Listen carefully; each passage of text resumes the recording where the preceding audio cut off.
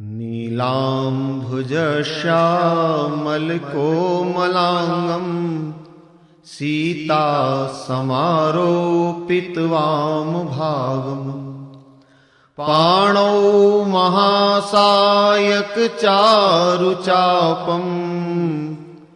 नमामि रामं रघुवंशनाथम् मनोजवं मारुततुल्यवेगं जितेन्द्रियं बुद्धिमतां वरिष्ठम् वातात्मजं वानरयूथमुख्यं श्रीरामदूतं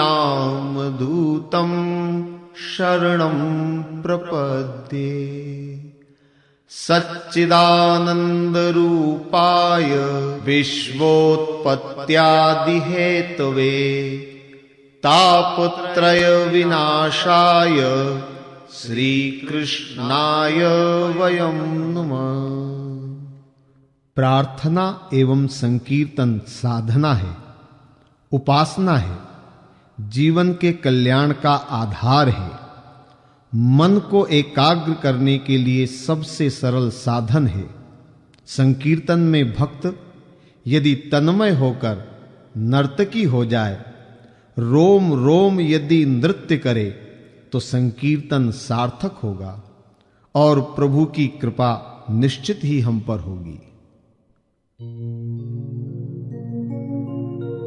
अधरम मधुरम वदनम मधुरम नयनम मधुरम हसितम मधुरम हृदयं मधुरम गमनं मधुरम मधुराधिपतेरखिलं मधुरम वचनं मधुरम चरितं मधुरम वसनं मधुरर्वलितं मधुरम चलितं मधुरम भ्रमितं मधुरम मधुराधिपतेरखिलं मधुरम रेणुर्मधुरः रेणुर्मधुरो पाणिर्मधुरः पादो मधुरो नृत्यं मधुरं सख्यं मधुरं मधुराधिपतेरखिलं मधुरं गीतं मधुरं पीतं मधुरं मुक्तं मधुरं सूक्तं मधुरं रूपं मधुरं तिलकं मधुरं मधुराधिपतेरखिलं मधुरं करणं मधुरं तरणं मधुरं हरणं मधुरं स्मरणं मधुरं वमितं मधुरं शमितं मधुरं मधुराधिपतेरखिलं मधुरं गुञ्जा मधुरा माला मधुरा यमुना मधुरा वीची मधुरा सलिलं मधुरं कमलं मधुरं मधुराधिपतेरखिलं मधुरं गोपी मधुरा लीला मधुरा युक्तं मधुरं भुक्तं मधुरं द्रष्टं मधुरं शिष्टं मधुरं मधुराधिपतेरखिलं मधुरं गोपा मधुरा गाओ मधुरा यष्टिर्मधुरा षष्टिर्मधुरा दलितं मधुरं फलितं मधुरं मधुराधिपतेरखिलं मधुरं अधरं मधुरं वदनं मधुरं मधुराधिपतेरखिलं मधुरं मधुराधिपतेरखिलं मधुरं मधुराधिपतेरखिलं मधुरम्। बोलिए श्री कृष्णचंद्र भगवान की, सियावर रामचंद्र की, शंकर भगवान की, सत्य सनातन धर्म की। परम आदरणीय इस आयोजन के प्रमुख आयोजक श्रद्धेय श्री रामदीन जी साहू जी, पुनीत राम जी, श्रद्धेय श्री वकील साहब, श्रद्धेय श्री त्रिभुवन जी, HL साहू जी, श्रद्धेय श्री विधायक जी चंदूलाल जी, श्रद्धेय श्री रामाधार जी, हीरालाल जी, मोतीलाल जी और उनके परिवार के समस्त सदस्यगण, परम आदरणीय सम्माननीय इस ग्राम के इस आयोजन से जुड़े हुए समस्त व्यवस्थापक गण, कार्यकर्ता गण, सहयोगी गण, उपस्थित समस्त धर्मानुरागी, धर्म प्रेमी, सत्संग प्रेमी, आध्यात्म प्रेमी बंधुओं, श्रद्धा स्वरूपा भक्तिमयी, स्नेहमयी, वात्सल्यमयी माताओं एवं बहनों, नन्हे मुन्ने बाल गोपालों, इधर उधर विचरण करने वाले बंधुओं तथा यहां की व्यवस्था में योगदान देने के लिए अंत में प्रसाद लेने पहुंचे हुए बंधुओं, आइए सबसे पहले दो बार भगवान के नाम का संकीर्तन कर लें। भगवान का नाम लेकर के अपनी जिह्वा को पवित्र कर लें। तत्पश्चात आज की भागवत चर्चा प्रारंभ करेंगे। तब तक प्रसाद लेकर आने वाले भी पंडाल में पहुंच जाएंगे।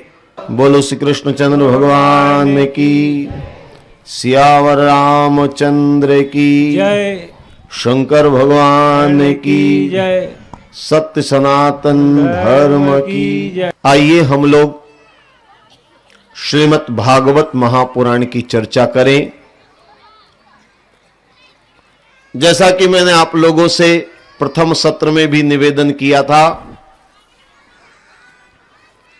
अब हमें भगवान कृष्ण के जन्म की तैयारी करनी चाहिए। भगवान कृष्ण के जन्म की बात अब हमें करनी है और इसलिए अब हम सीधे श्रीमद् भागवत के 10वें स्कंद में चलते हैं, जहां पर भगवान कृष्ण का चरित्र रखा गया है।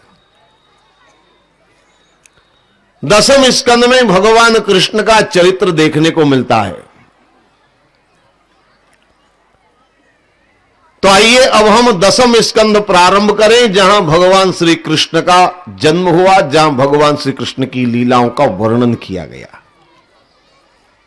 हालांकि एक विचार मन में आता है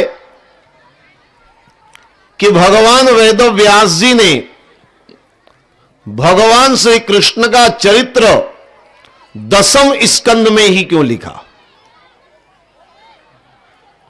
अगर आप ध्यान से देखें तो भागवत की रचना भगवान वेद व्यास जी ने जब करी थी तो उनका एकमात्र लक्ष्य यह था कि मुझे भगवान कृष्ण का चरित्र लिखना है।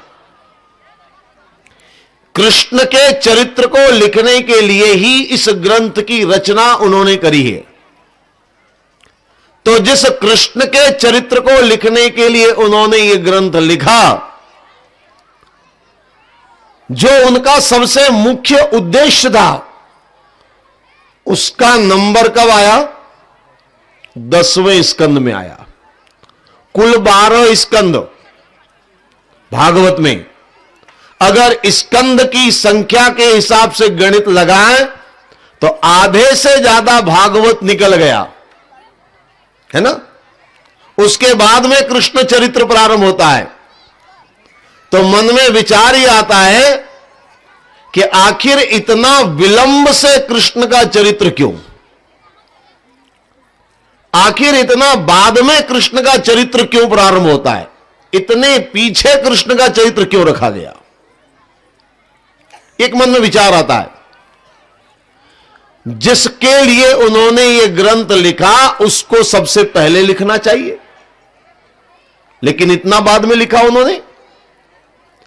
अगर आप और ग्रंथों के प्रमाण की बात देखें, उसमें भी बात आप देख लीजिए।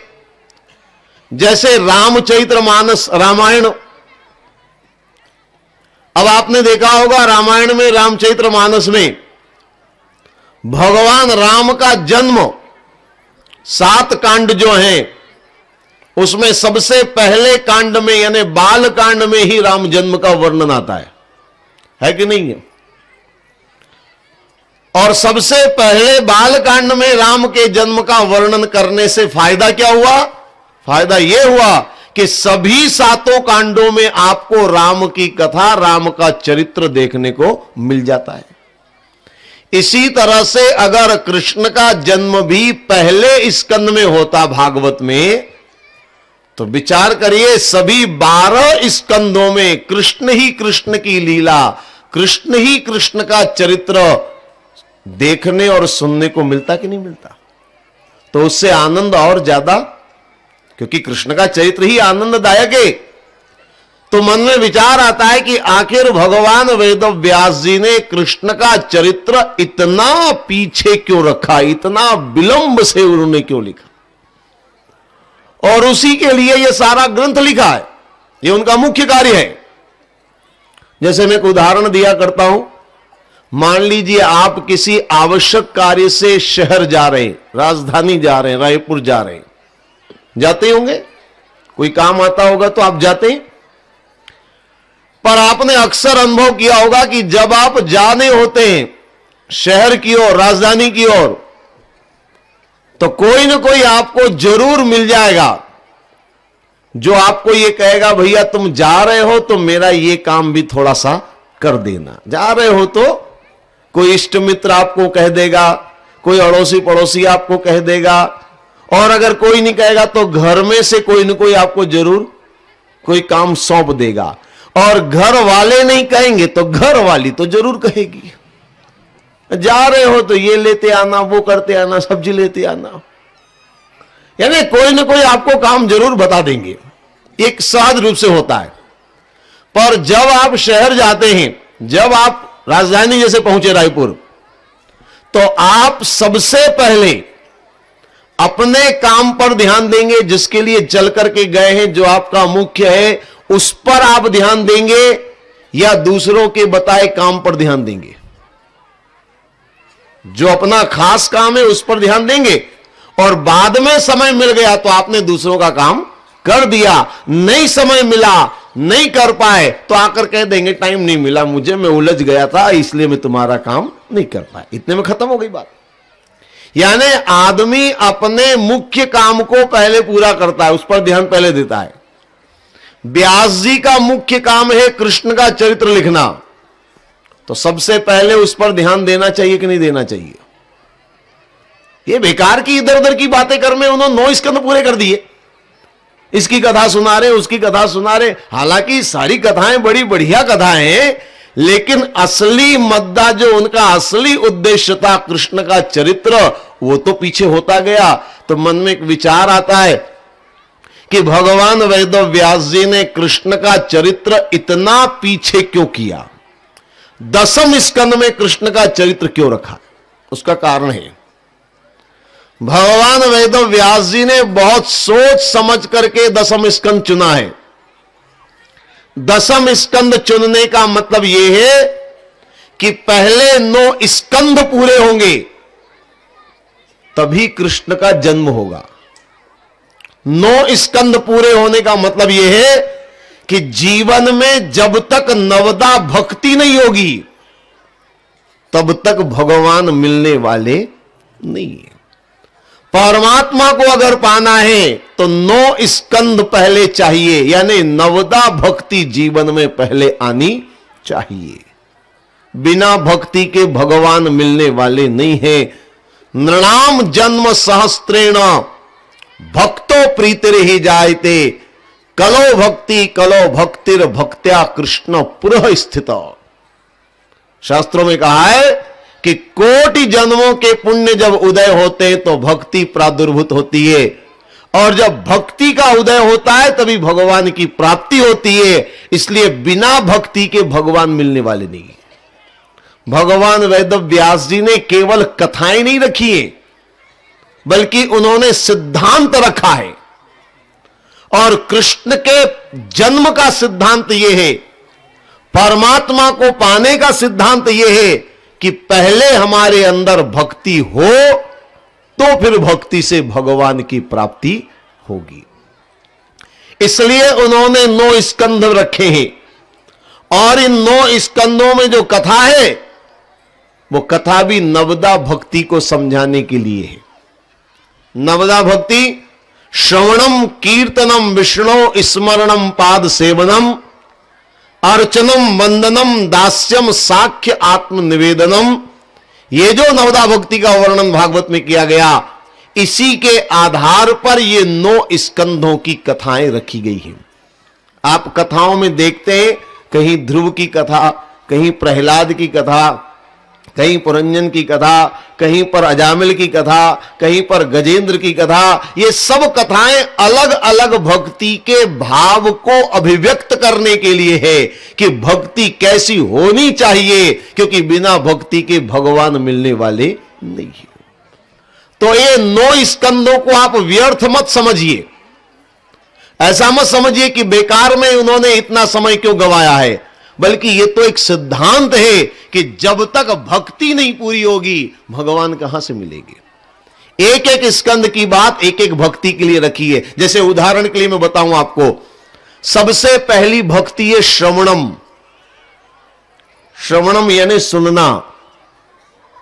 और भागवत का पहला स्कंद आप देखिए, उस पहले स्कंद में सबसे मुख्य कथा अगर है तो वो है परीक्षित की कथा।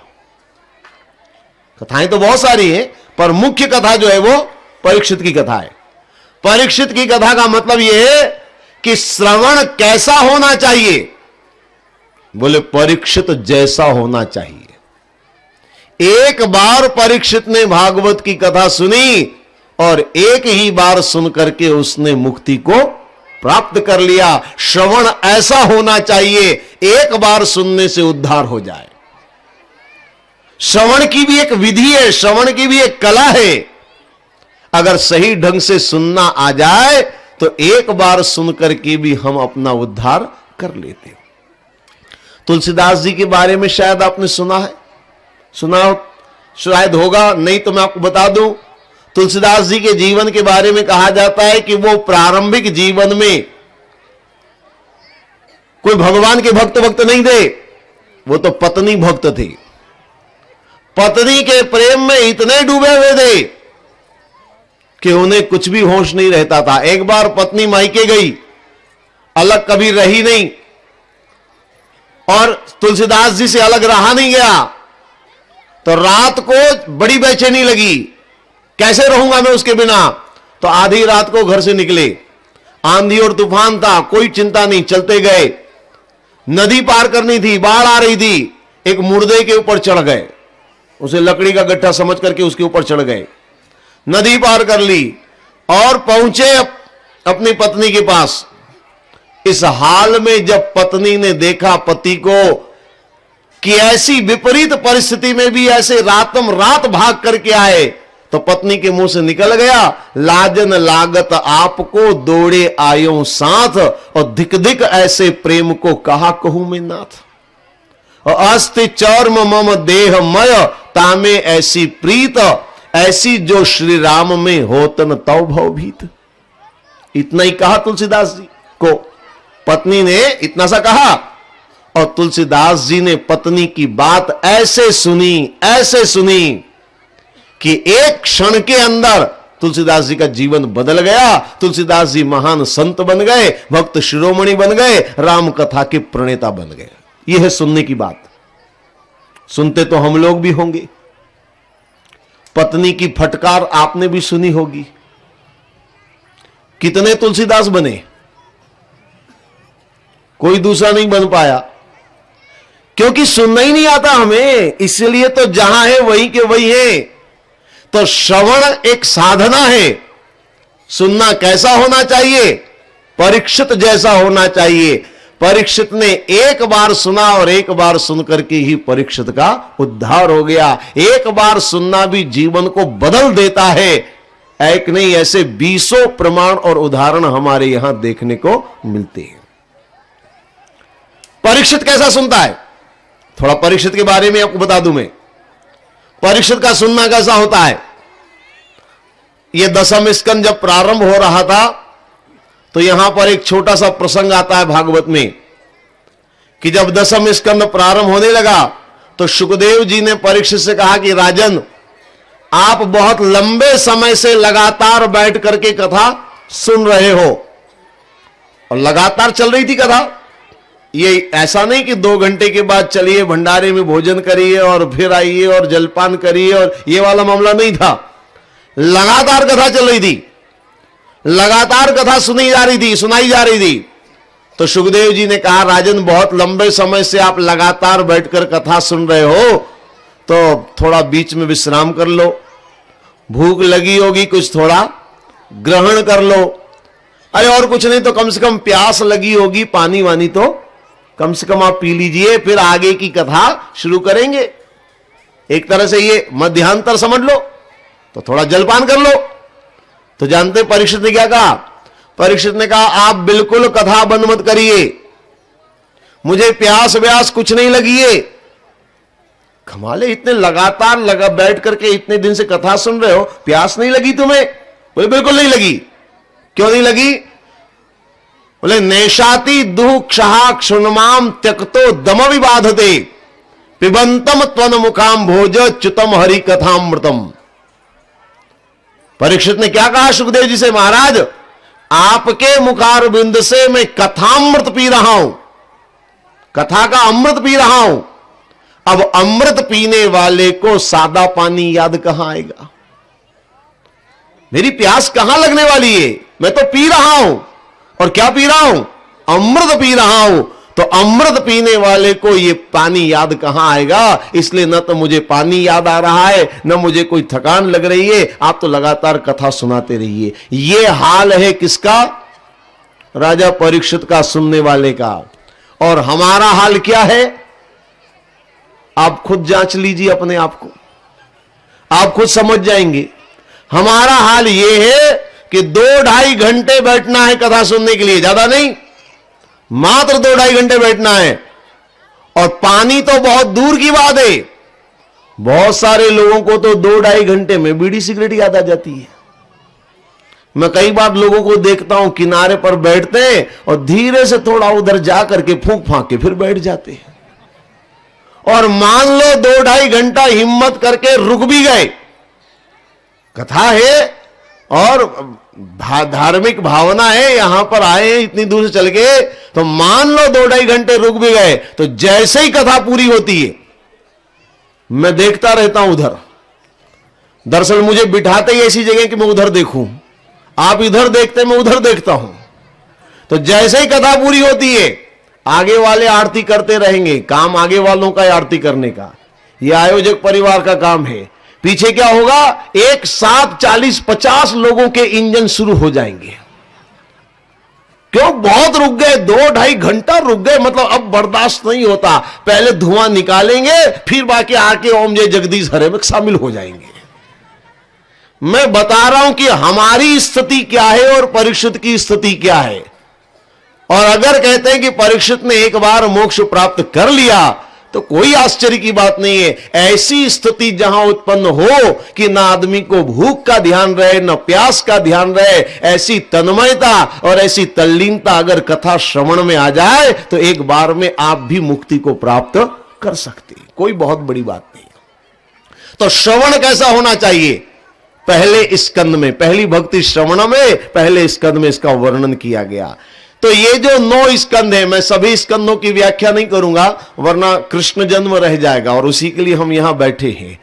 मैं केवल आपको संकेत दे रहा हूं कि 9 स्कंद भागवत के व्यर्थ नहीं है, प्रयास आप करिए उनसे नवदा भक्ति को जीवन में धारण करने का, और जब भक्ति आएगी तभी भगवान के दर्शन होंगे। इसलिए अब हम लोग भगवान के जन्म की ओर आगे बढ़ने का प्रयास करें। ये मैंने बता दिया 9 स्कंद के बाद ही कृष्ण जन्म क्यों आता है। 10वें स्कंद में कृष्ण जन्म की कथा शुरू होती है। भागवत में भगवान कृष्ण के जन्म की कथा अगर देखी जाए तो 2 सेनों के बीच की कथा है। 2 सेनों के बीच, यह शब्द थोड़ा सुनने में अटपटा लगेगा आपको, मैं थोड़ा स्पष्टीकरण कर दूं तो समझ में आएगा। 2 सेन का मतलब है एक तरफ शूर सेन, एक तरफ उग्र सेन। 2 सेन हुए कि नहीं हुए? इन्हीं के बीच में है कृष्ण जन्म। दोनों सेनों का महत्व है। शूर सेन के वसुदेव जी हुए, वसुदेव जी होंगे तभी तो कृष्ण का जन्म होगा, उसके बिना कहां से होगा। और दूसरे सेन है उग्रसेन। उग्रसेन के हुए कंस, वो भी बहुत जरूरी है, क्योंकि जब तक कंस नहीं होगा तब तक कृष्ण होने वाले नहीं है। आपने देखा होगा दुनिया में कंस पहले पैदा हुआ, कृष्ण बाद में पैदा हुआ। यह प्रकृति का नियम है, सृष्टि का नियम है। दुनिया में रावण पहले पैदा होता है, राम बाद में पैदा होते हैं। बल्कि यूं भी कह सकते हैं कि रावण पैदा होता है इसलिए राम को अवतार लेना पड़ता है। कंस दुनिया में आता है इसीलिए कृष्ण को अवतार लेना पड़ता है। अगर कंस नहीं हो तो कृष्ण का जन्म नहीं होगा, अगर रावण नहीं हो तो राम जन्म नहीं होगा। रावण का होना जरूरी है राम के लिए, कंस का होना जरूरी है कृष्ण के लिए। जैसे रामलीला में आपने देखा होगा, रामलीला में सारे पात्र हो और अगर रावण का रोल करने वाला कोई पात्र नहीं हो तो बिना रावण के रामलीला चलेगी? नहीं चल पाएगी, कुछ है ही नहीं पर करने को। राम जी करेंगे तो क्या करेंगे बिना रावण के? आप राम के चरित्र में रावण को निकाल दो तो फिर रहा ही क्या राम के पास करने को। पैदा हुए, गुरुकुल में गए, सब जाते हैं गुरुकुल में, कौन सी बड़ी बात है। आए जनकपुर गए, शादी करी, सब शादी करते हैं। अब और क्या किया राम जी ने बताइए। यानी अगर रावण मात्र को निकाल दें तो राम जी के पास करने लायक कुछ रहेगा ही नहीं। तो राम के चरित्र में रावण का होना जरूरी है। ठीक उसी तरह से जैसे फिल्म में खलनायक का होना जरूरी है। यह समझ में जल्दी आएगी बात, आप इसके अभ्यासी हैं इसलिए मैं उदाहरण दे रहा हूं। फिल्म में एक खलनायक होता है, एक गुंडा होता है, बदमाश होता है, जो बुरे से बुरे काम करता है। हीरो जी उसकी पिटाई कर देते हैं, पिक्चर पूरी हो जाती है, आप ताली बजाकर घर बाहर जाते हैं। यही तो है पिक्चर ड्रामा, और क्या है। तो एक सिद्धांत, एक नियम की बात है। रावण का होना जरूरी है, कंस का होना जरूरी है, तभी कृष्ण का जन्म होगा। यह प्रकृति का नियम है। तो इस नियम को भला हम कैसे तोड़ सकते हैं? हमें भी नियम का पालन करना पड़ेगा। अगर कृष्ण का जन्म आप चाहते हैं तो पहले कंस आएगा तभी तो कृष्ण आएंगे। बिना कंस के कृष्ण सीधा थोड़ी आ जाएंगे। मैं प्रकृति के नियम की बात कर रहा हूं, सिद्धांत की बात कर रहा हूं। तो कृष्ण का जन्म जरूर होगा, लेकिन उसके पहले कंस दुनिया में आता है। तो कृष्ण जन्म की बात हम करेंगे और वो तो हमेशा होती है और आप सुनते हैं। मैं उसके पहले कंस के बारे में आपको बताना चाहूंगा कि दुनिया में कंस कैसे आया। क्योंकि पहले कंस आएगा तभी कृष्ण आएंगे, पहले कंस का जन्म होगा तभी कृष्ण का जन्म होगा। यह सिद्धांत के अनुसार है। इसलिए कृष्ण जन्म की बात तो हम बाद में करेंगे, पहले मैं आपको कंस जन्म के बारे में बता दूं। क्योंकि कंस के बारे में बहुत कम बात होती है, कृष्ण की बात तो सब जगह होती है। कंस उग्रसेन जी महाराज का पुत्र। अगर उग्रसेन जी को आप देखें, उग्रसेन जी का चरित्र आप देखें, वो बड़े धर्मात्मा, बड़े पुण्यात्मा, बड़े सदाचारी।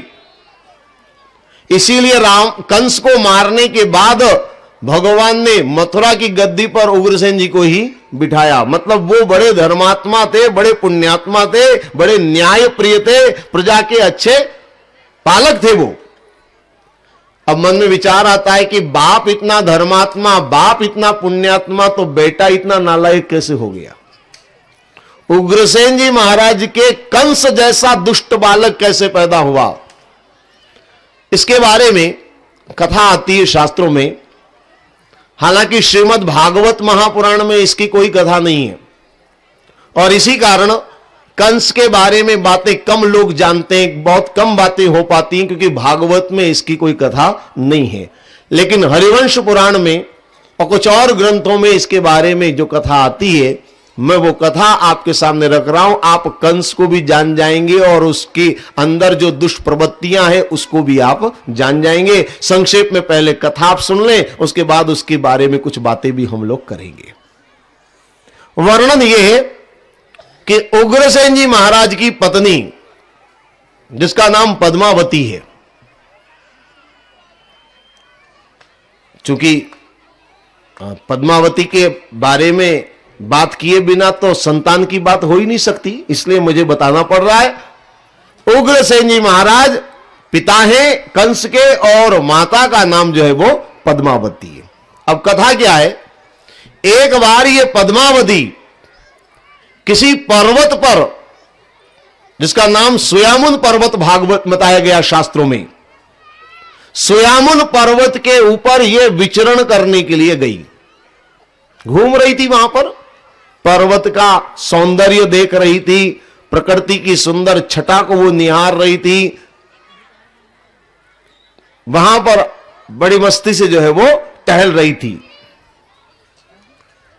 उसी समय एक दानव, जिसका नाम द्रुमिल है, दानव राज द्रुमिल विमान में बैठ करके जा रहा था। उसने पर्वत के ऊपर एक अति सुंदरी को अकेले विचरण करते देखा। असुर तो वो था ही। सौंदर्य को देख करके उसकी नीयत बिगड़ी, उसके मन में वासना उत्पन्न हुई। अकेले के अंदर देख करके तो वासना उत्पन्न होना स्वाभाविक बात है, वो तो असुर था। तुरंत वो विमान से नीचे उतरा, पर फिर मन में विचार आया कि ये पतिव्रता नारियां, कई बार अगर इनको ये बात अच्छी न लगे तो ये श्राप भी दे सकती है, और पतिव्रता नारियों के श्राप का फल जो है वो बड़ा कठोर होता है। उसने कई तरह से सोचा, और सोच विचार करके उसने एक योजना बनाई। माया भी तो था ही वो। माया से उसने उग्रसेन का रूप धारण कर लिया, यानी समझ गए ना आप लोग, राजा उग्रसेन का रूप धारण कर लिया। वहीं पर्वत के ऊपर जंगल के अंदर एक बढ़िया सी कुटीर बनवाई माया से, एक पल में कुटी बन गई। बढ़िया सुंदर फुलवारी भी थी, बड़ा सुंदर स्थान बना लिया उसने माया से। और पद्मावती जब उधर आई तो ये राक्षस इसके पति के रूप में खड़ा हुआ था, उग्रसेन के रूप में खड़ा हुआ था। पद्मावती ने अपने पति को देखा, ये यहां कैसे? आश्चर्य हुआ पद्मावती को। तो ये राक्षस जो उग्रसेन बना हुआ था, ये अपनी पत्नी के पास पहुंचा और जाकर के बोला, अरे तुम मुझे छोड़कर भले ही अकेली आ जाओ, पर मैं तुम्हें एक पल के लिए भी भूल नहीं सकता। मैं चाहे राजमहलों में रहूं, चाहे राज दरबार में रहूं, तुम्हारा ही चिंतन, तुम्हारी याद मुझे आती रहती है। जैसे ही मुझे पता चला तुम यहां हो, मैं सब छोड़ करके यहां पर आ गया हूं।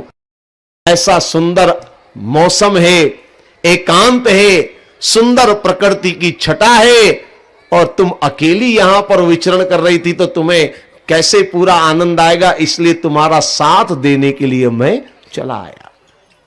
तो पद्मावती ने सोचा बहुत बढ़िया है, ऐसे घूमने फिरने में पति अगर साथ में हो तब तो और भी ज्यादा आनंद आता है। पद्मावती बड़ी खुश हुई, और उस राक्षस ने तुरंत अपनी पत्नी से, मतलब पद्मावती से भोग की याचना करी। ऐसा सुंदर मौसम है, एकांते, कहां मिलता है ऐसा समय। भोग की याचना करी। पद्मावती को थोड़ा अटपटा तो लगा होगा, लेकिन सोचा कि पति की इच्छा और ऐसा मौसम और एकांत कहां मिलता है राजा महाराजाओं को, कभी कभी संयोग से मिलता है ऐसा मौसम, तो ठीक है वो तैयार हो गई। राक्षस ने अपनी वासना की पूर्ति करी, पद्मावती के साथ भोग भोगा और उसके बाद उस राक्षस का असली चेहरा सामने प्रकट हो गया।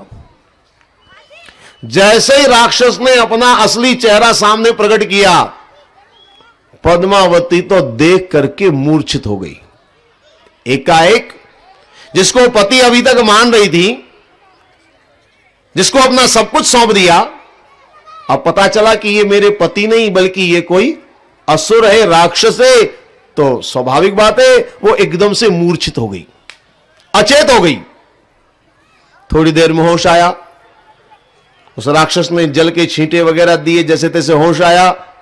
अब जैसे ही उसके होश आया, पद्मावती तो रोने लगी और पद्मावती ने रोते रोते कहा कि मेरा जीवन तो बर्बाद हो गया, तुमने मुझे धोखा दिया, अब मेरे जीवन में क्या रहा? अब तो मौत को गले लगाने के अलावा और कोई रास्ता मेरे पास नहीं बचा है, क्योंकि अगर मैं इस रूप को लेकर के, इस घटना को लेकर के अगर मैं जाऊंगी दुनिया में तो लोग क्या कहेंगे? बदनामी और बेइज्जती का जीवन जीने की बजाय तो मर जाना अच्छा है, मैं तो अभी जाकर मरूंगी। मरने के लिए वो जाने लगी। राक्षस ने उसको रोका और कहा, हे सुंदरी, ऐसा तेरा रूप, ऐसा तेरा सौंदर्य, ऐसी तेरी जवानी, और तू मरने की बात क्यों करती है? बोले मैं मरूं नहीं तो और क्या करूं? बदनाम हो जाने से तो मर जाना अच्छा है। लोग मुझे उंगली उठा करके देखे, मेरे बारे में तरह तरह की बातें करे, ये मुझे बर्दाश्त नहीं होगा। तो उस राक्षस ने कहा कि देवी, कोई तुझे कुछ नहीं कहेगा, कोई तेरे ऊपर उंगली नहीं उठाएगा, मैं तुझे जो बताता हूं मेरी बात ध्यान से समझ। बोले मैं झूठ बोलकर सब छुपा नहीं सकती। तो राक्षस ने कहा, मैं ऐसा तुम्हें तरीका बताऊंगा कि तुम्हें झूठ भी नहीं बोलना पड़ेगा और तुम्हारे ऊपर कलंक भी नहीं लगेगा, कोई तुम्हें बदनाम भी नहीं करेगा, सब समाधान में बता दूंगा। ऐसा कैसे हो सकता है? राक्षस ने कहा, मेरे पास तरीका है। राक्षस ने तरीका बताया। पद्मावती ने कहा, ठीक, बात समझ में आ गई। अब पद्मावती पहुंची वापस, पर्वतों से वापस अपने महल में पहुंची। महारानी की जो अंतरंग दासियां थी, जो सखियां थी, उन्होंने देखते ही जान लिया कि कुछ मामला गड़बड़ जरूर है। चेहरा मलिन है, चेहरे की कांति जो है वो नष्ट हो गई है। तो पूछा अंतरंग दासियों ने, महारानी जी बात क्या है? आपका चेहरा मलिन सा दिख रहा है, क्या हुआ है? आप साफ साफ हमें बताइए। उस पद्मावती ने जो राक्षस ने समझाया था वह पाठ दोहराया। क्या समझाया था राक्षस ने? पद्मावती ने कहा, देखो मैं पर्वत पर घूम रही थी, इसमें कोई गलत बात नहीं। एक राक्षस को देख करके मैं बेहोश हो गई, ये भी गलत नहीं है, हुई तो थी वो बेहोश। मुझे राक्षस को देखकर मैं बेहोश हो गई और जब मुझे होश आया तो मैं इस हाल में थी। अब इसमें सच भी है, झूठ भी है, बिल्कुल लपेट करके कही गई बात है। आप समझ गए ना?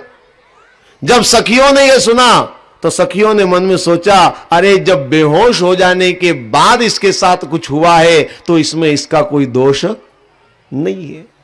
इस बिचारी का क्या दोष है? इसको तो होश था ही नहीं।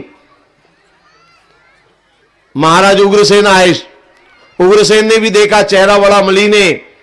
उग्रसेन ने भी पूछा, हे देवी क्या बात है? आज आपके चेहरे पर जो चमक दिखाई देती वो नहीं है। तो पतिदेव को भी उसने वही पाठ सुना दिया। मैं जंगल में गई थी, एक राक्षस मिला, राक्षस को देखकर मैं बेहोश हो गई, मुझे होश आया तो मैं इस हाल में थी, मेरे साथ क्या हुआ मुझे कुछ मालूम नहीं।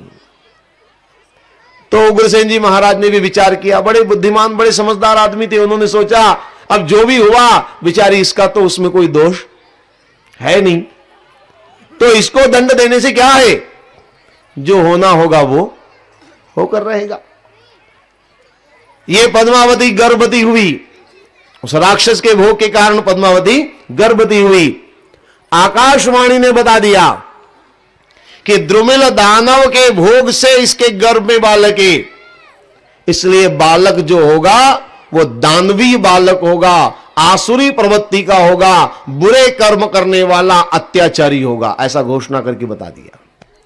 उग्रसेन जी महाराज को पता चला, पर उग्रसेन जी महाराज ने मन में यही सोचा कि जो भी है उसमें इस बिचारी का तो कोई दोष ही नहीं है, तो ये मेरे भाग्य की बात है, ये किस्मत की बात है कि ये पर्वत पर गई और राक्षस मिला और बेहोश हो गई और ये सब हुआ, तो इसमें किसका दोष दिया जाए, किसको कसूरवार ठहराया जाए। यही कहा जा सकता है कि भाग्य में शायद यही लिखा है, तो विधि का विधान मान करके भाग्य में यही है ऐसा जान करके उग्रसेन जी महाराज सब कुछ जानते हुए चुपचाप रहे और इस पद्मावती से एक बालक पैदा हुआ।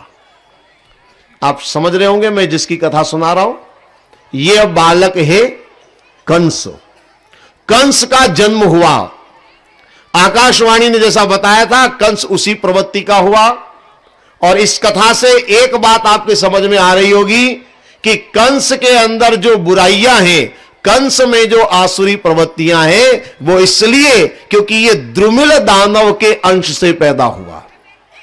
हालांकि पिता उग्रसेन कहलाए, क्योंकि पद्मावती के पति जो है वो उग्रसेन थे, तो पति को ही पिता माना जाएगा, इसलिए नाम भले ही उग्रसेन जी का चलता रहा, लेकिन वास्तव में ये अंश किसका है? उस द्रुमिल दानव का, उस राक्षस का अंश है, और इसीलिए इसमें आसुरी आचरण, आसुरी प्रवृत्तियां हैं। यह है कंस जन्म का वर्णन, जो शास्त्रों में कथा है, वो कथा मैंने आपके सामने रखी।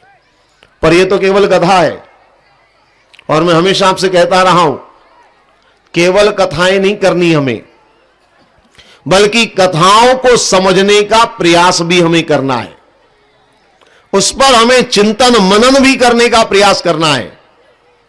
आइए इस कंस के बारे में थोड़ा सा हम आध्यात्मिक रूप में चिंतन करें। कंस हमारे अंदर की बुराइयां हैं, है ना? कंस हमारे अंदर की बुराइयां हैं, और जीवन में बुराइयां कब जन्म लेती हैं, कंस जैसी प्रवृत्तियां हमारे जीवन में कब आती हैं, यह थोड़ा सा इस कथा के द्वारा हमें समझना है, हमें समझने का प्रयास करना है। देखिए आप, इस कथा में 3 पात्र हैं। उग्रसेन जी महाराज हैं, उनकी पत्नी पद्मावती है, और द्रुमिल दानव हैं। ये 3 का ही वर्णन इस कथा के अंदर है। एक एक करके आप पहले तीनों को थोड़ा जान लें। उग्रसेन जी महाराज जो मथुरा के राजा हैं, शब्द पर आप ध्यान देंगे, मथुरा के राजा। मथुरा शब्द में 3 अक्षर हैं। आप मथुरा शब्द को ध्यान से देखिए, मथुरा शब्द में 3 अक्षर है, म थु रा। अगर ध्यान से आप देखेंगे तो मथुरा शब्द में रा भी है और म भी है। मथुरा, रा भी हो गया और म भी है ना। मथुरा में रा और म दोनों हैं, राम शब्द है मथुरा में। अब अगर मथुरा शब्द में से रा और म को अलग निकाल दें तो बाकी क्या बचेगा? बाकी बचेगा थू। बताने में घबराते काहे को है? जो बच रहा वही तो आप बता रहे, पता नहीं इतना संकोच कैसे करते हैं आप लोग। बाकी बचता है थू। मथुरा क्या है? मथुरा हमारा शरीर है। अब समझ लीजिए आप, मथुरा हमारा तन है। जब तक इस शरीर में आत्मा राम है, राम कौन सा? आत्मा राम। जब तक शरीर में यह राम है तब तक मथुरा बहुत बढ़िया है, और जैसे ही ये राम निकल गया ये शरीर भी थू थू के लायक रहेगा। फिर कोई घर में रखने वाला नहीं है। फिर कोई नहीं कहेगा कि 4-6 दिन तो और कम से कम, न्यू ईयर तो कम से कम मना लो, कोई नहीं कहने वाला है। और मान लीजिए अगर एक आध दिन रखना पड़ जाए मजबूरी में, कभी ऐसी होती है घटनाएं, परिस्थितियां ऐसी होती हैं कि एक आध दिन रखना पड़ जाए, तो जिस कमरे में रखा जाता है वहां चाहे कितनी भी सुगंधित अगरबत्ती लगाई जाए, चाहे कितना ही सेंट और स्प्रे किया जाए, फिर भी उस कमरे में से जब कोई निकलेगा तो थू थू करते हुए ही निकलेगा। मथुरा क्या है? मथुरा हमारा शरीर है, मथुरा हमारा तन है, और मथुरा के राजा है उग्रसेन, हमारे शरीर के राजा। सुबह भी बात हुई थी, है ना, याद है ना आपको? हमारे शरीर के राजा है जीवात्मा। नाम आप देखिए, उग्रसेन। उग्र, उग्र का मतलब आप जानते हैं ना, उग्र माने तेज, और ये आत्मा जो है ये तेज पुंज है। अरे आत्मा के तेज से ही तो ये सारा जीवन है। ये तेज अगर समाप्त हो जाए, निस्तेज हो जाए, आत्मा चली जाती तो हाथ पैर ठंडे हो जाते हैं, मतलब शरीर निस्तेज हो गया। ये तेज ही तो जीवन को चला रहा है, ये तेज ही तो जीवन ज्योति है जिससे हमारा जीवन चल रहा है। तो उग्रसेन ये है जीवात्मा, उग्रसेन है जीवात्मा। इनकी पत्नी पद्मावती, पद्म, अगर अपने आप को जरा देखिए तो हमारे मस्तिष्क में भी पद्म है, जिसको सहस्त्रदल कमल कहा गया। पद्म हमारे अंदर है, मस्तिष्क में, और इसी मस्तिष्क में बुद्धि रहती है। बुद्धि हाथ में नहीं रहती है, पांव में नहीं रहती, पेट में नहीं रहती, बुद्धि मस्तिष्क में रहती है। तो पद्मावती ये हमारी बुद्धि है। मैंने सुबह भी कहा था, जीवात्मा का सीधा संबंध होता है तो बुद्धि से होता है। इस बारे में पहले भी बात हुई, आज सुबह भी बात हुई, ज्यादा मुझे कुछ बताने की आवश्यकता नहीं है। ये उग्रसेन है जीवात्मा और पद्मावती ये है बुद्धि। अब देखिए, ये हर आदमी के जीवन में वर्णन है। आप देखिए, एक बार पद्मावती पर्वत के ऊपर विचरण करने गई। पर्वत है ऊंचा स्थान, ऊपर ऊपर विचरण करना, ऊपर विचरण करना। ये ऊपर विचरण क्या अर्थ क्या है? बुद्धि की ऊंची उड़ान। ऊंची उड़ान किसकी होती है? कल्पना की। बुद्धि क्या करती है? कल्पना की ऊंची उड़ान उड़ती है। बुद्धि की कल्पनाएं होती हैं। हालांकि बुद्धि की कल्पना में कोई बुराई नहीं है, बल्कि बहुत जरूरी है। एक कवि कल्पना की उड़ान में उड़ता है तभी साहित्य का सृजन होता है ना। एक मूर्तिकार कल्पना की उड़ान में उड़ता है तभी वो मूर्ति को आकार दे पाता है। एक चित्रकार कल्पना के बिना वो चित्र नहीं उकेर सकता है। एक गीतकार जब तक कल्पना नहीं करेगा तब तक वो गीत का सृजन नहीं कर सकेगा। एक ऋषि, एक मुनि जब तक कल्पना नहीं करेगा तब तक शास्त्र की रचना नहीं हो पाएगी। ये बुद्धि की कल्पना जब तक नहीं होगी तब तक समाज में कुछ भी होने वाला नहीं। तो बुद्धि की कल्पना करी, कल्पना करना चाहिए, कल्पनाशील होना चाहिए बुद्धि को। इसका ऊपर विचरण करना कोई बुरी बात नहीं है। अब देखिए, एक राक्षस का वर्णन है इसमें, द्रुमिल उसका नाम है, मायावी दानव है, माया करना जानता है वो। अपने आप को जरा देखिए, हमारे पास भी एक मायावी है जो बड़ी माया करता है। जानते हैं मायावी कौन? ये है हमारा मन। मन बड़ा मायावी है, ऐसा कहते हैं ना हम लोग, मन बड़ा मायावी है। तो द्रुमिल यानी हमारा ये मन, ये दानव हमारा मन है। ये विमान में बैठ करके विचरण कर रहा था। विमान ऊपर उड़ता है, ऊपर उड़ना मैंने अभी बताया कल्पना। मन भी कल्पनाओं में ऊंची ऊंची उड़ाने उड़ता है। यहां ध्यान से थोड़ा समझ लीजिए। बोलो श्री कृष्णचंद्र भगवान की। क्या मामला है? जाने की उलझन है कि आने की उलझन है? जो जा रही हैं माताएं, शांति से धैर्य से निकल जाएं। असल में एक जब उठती हैं तो अपने आजू बाजू वाली चार को भी कहती, चल मेरे साथ, चल गीता, चल उर्मिला, चल शांति। अरे और सबको ले जाओ पर शांति को तो छोड़ जाओ कम से कम। शांति साथ ले जाओगे तो फिर रहेगा क्या यहां पर? इसलिए माताओं से विनती है, पंडाल में शांति रहने दो, आपको जाना है तो धीरे से बाहर निकल जाइए। बोलो श्री कृष्णचंद्र भगवान की। शंकर भगवान की, सत्य सनातन धर्म की।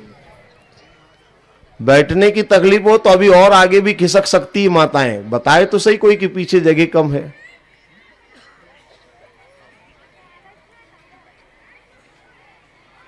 थोड़ा थोड़ा आगे बढ़ जाइए, वो दरवाजे पे जो खड़ी है ना वो आपको सुनने नहीं देंगी कथाएं। थोड़ा थोड़ा आगे बढ़ जाइए, थोड़ा थोड़ा जरा सा। हालांकि मैं जानता हूं जगह बिल्कुल नहीं है, पर फिर भी कोशिश तो करिए, शायद थोड़ी जगह निकल जाए। थोड़ा थोड़ा हिलिए। हालांकि मैं समझ रहा हूं अब जगह बिल्कुल नहीं है, एक बड़ी मुश्किल होती कई बार, जगह बिल्कुल नहीं हो, आयोजक और कथा फिर भी कहने वाले कहते हैं और बढ़ो, अब जगह ही नहीं तो कहां बढ़ेंगे, ऊपर थोड़ी चढ़ेंगे, तो बड़ी मुश्किल होती है। बेचारे श्रोता भी क्या करें। तो मैं बता दूं आपको, अगर आगे बिल्कुल जगह नहीं हो और फिर भी कोई कहे आगे बढ़ो, तब ऐसे में क्या करेंगे आप, मैं एक तरीका बता दूं, आप जहां बैठे हो वहीं ऐसे ऐसे हिल लिया करो। कम से कम दूर से देखने पे तो लगेगा कि बढ़ गया आगे, तसल्ली मन को हो जाएगी। इतना तो कम से कम कर ही सकते हो आप। पर ऐसा नहीं हो कि आगे जगह हो तो भी ऐसे से हिल करके हमको दिखा दो। कोशिश कर ले ताकि ये हल्ला कम से कम मिट जाए। बोलो श्री कृष्णचंद्र भगवान की, शंकर भगवान की, सत्य सनातन धर्म की। आइए, क्या मामला है?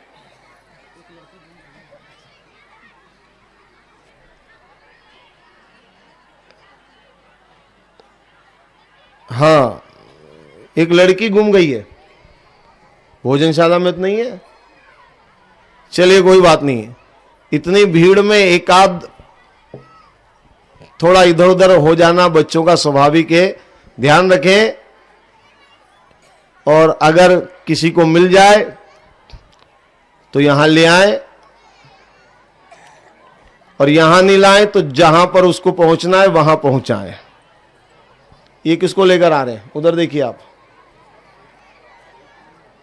बोलो श्री कृष्णचंद्र भगवान की, शंकर भगवान की, सत्य सनातन धर्म की। हो गया? मिल गई ना कि ये अलग है?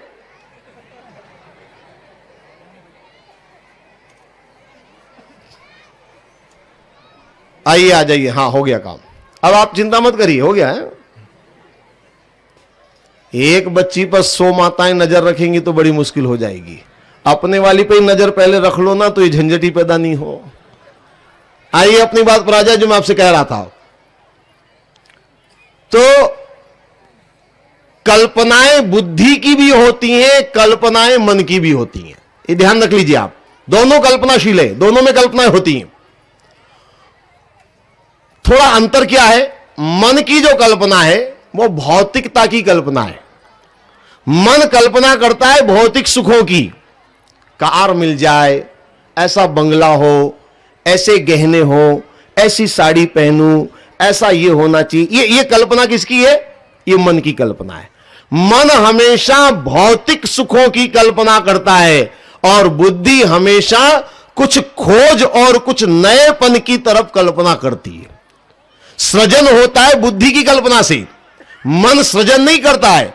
मन तो भोग का जो है पर्याय है। मन हमेशा भौतिक सुखों के भोग के अंदर निमग्न रहने की कल्पना करता है। कल्पना दोनों करते हैं, पर दोनों की कल्पना के दायरे अलग अलग है।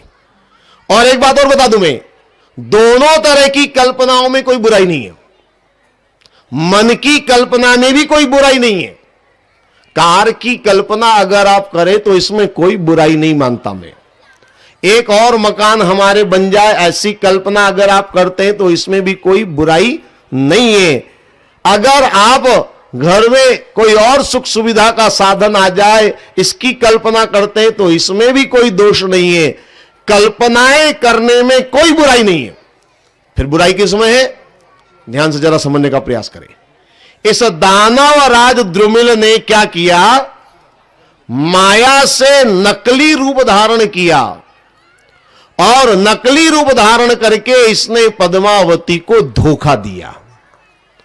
बुराई कल्पना में नहीं है, बल्कि बुराई है कल्पना को पूरा करने के लिए दूसरों को धोखा देना। दूसरों के साथ छल प्रपंच करना, दूसरों को छलने का प्रयास करना।